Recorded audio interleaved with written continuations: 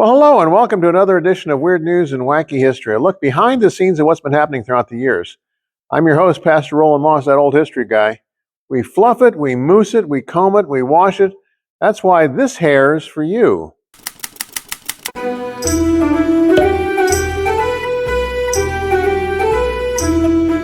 Braunau am Main is everything you'd expect in a quaint Austrian town nestled just under the border of Germany. It's also the birthplace of Adolf Hitler. But town folks there choose to focus instead on the illustrious career and bizarre death of the town mayor, Hans Steinigen, a man killed by his own beard. Hans headed the government at Braunau am Main and was well liked by all.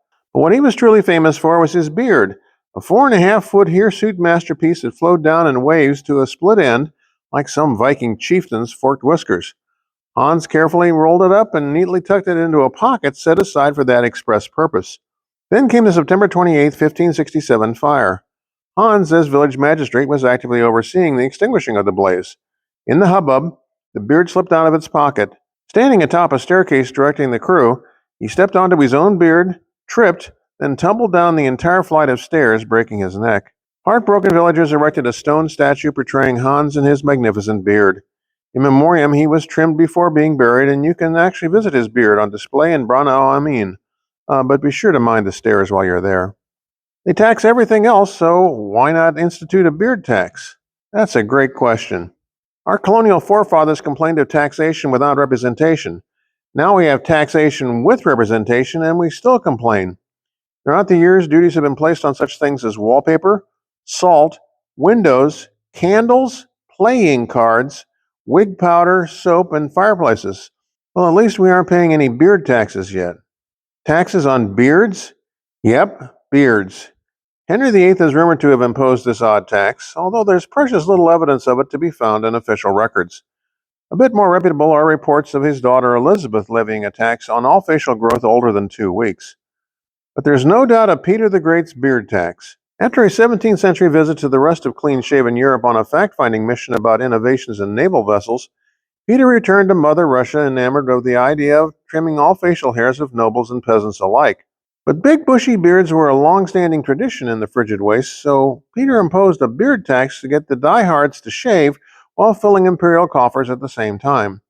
The Tsar issued a special token featuring a neatly groomed face to those who paid the tax. And that's the hairy truth. Sometimes not paying your hairdresser's bill can have drastic results. Few now realize that the Boston Massacre was prompted by an unpaid hairdresser's bill. On March 5, 1770, Captain John Goldsmith had just gotten his wig styled at a Boston shop. The wig maker's apprentice, Edward Garrick, chased him down, shouting, "There goes the fellow who has not paid my master for dressing his hair!" Goldsmith ignored Garrick.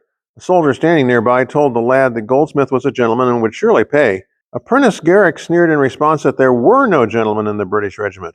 Infuriated, the trooper whacked Garrick over the head with his musket. A small crowd quickly gathered to see the ruckus and started name-calling and flinging chunks of ice at the attacker. That escalated quickly to hurling oyster shells, stones, snowballs with stones inside, sticks, and anything that wasn't nailed down.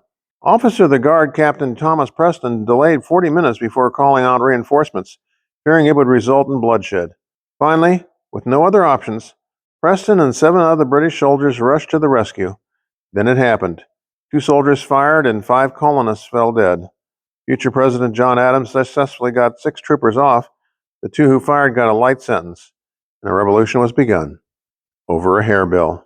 Sometimes hair is a lot more than what it seems at first glance. Peer through any sniper scope and you'll see crosshairs, allowing pinpoint accuracy. But where does that odd name crosshairs come from? Mary Babnick Brown, born in 1907 in Pueblo, Colorado, was a popular local dancer. In World War II, she worked in a broom factory and volunteered with the USO Service Organization.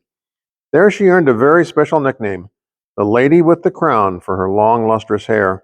In 1941, the War Department began issuing a curious call for people's hair for meteorological instruments. Responding to Mary's inquiry, the Washington Institute of Technology wrote back on November 28, 1943, saying that they needed hair, quote, 22 inches long, blonde, and never treated by chemicals or hot iron, unquote. Sent by registered mail, all usable hair would be paid for with war stamps. Mary, eager to help the war effort, sent in a lock of her hair, which was promptly accepted. She then cut her hair for the very first time and shipped it, all of it, to Washington, refusing any payment. Many tears were shed over her lost crown and glory. Not until 1987 did she learn that her hair had been used to create crosshairs for the top-secret Norden bomb site. The news came in a personal letter from President Ronald Reagan. And that's about all the time we have for this edition of Weird News and Wacky History, a look behind the scenes of what's been happening through the years. I'm your host, Pastor Roland Moss, author, historian, and speaker, hoping that all of your history may be just a bit weird.